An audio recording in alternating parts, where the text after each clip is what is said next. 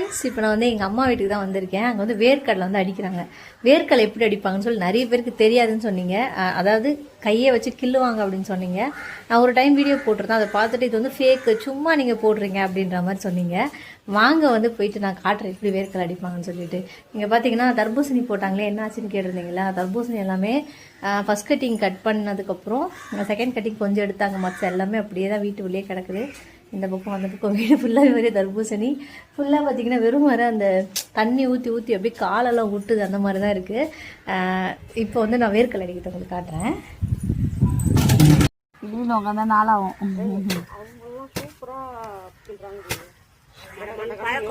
அது பழக்கம்ல, அப்படியே முடிச்சுடுறாங்க.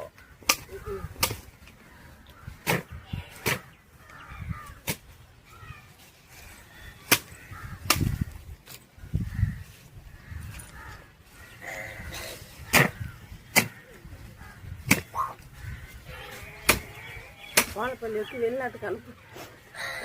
வெளிநாட்டுக்கு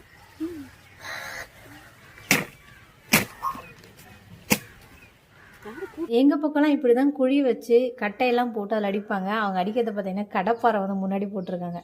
எதுக்காகனா கரெக்டாக வந்து நம்ம தட்டின உடனே அது வந்து கீழே கொட்டிடும், குழியில் தான் போய் சேரும். அது இதனால வந்து எந்த ஒரு காயுமே, இந்த டேமேஜில் எதுவுமே ஆகாது. போன டைம் நான் போட்டப்போ சொன்னீங்க டேமேஜ் ஆகும்ல, இப்போல்லாம் எடுக்கக்கூடாது அப்படின்ற மாதிரி சொன்னீங்க. அப்போல்லாம் கிடையாது. நாங்கள்லாம் பல காலமாக இந்த மாதிரி தான் வந்து வேர்க்கடலை வந்து இப்படி தான் அடிப்போம்.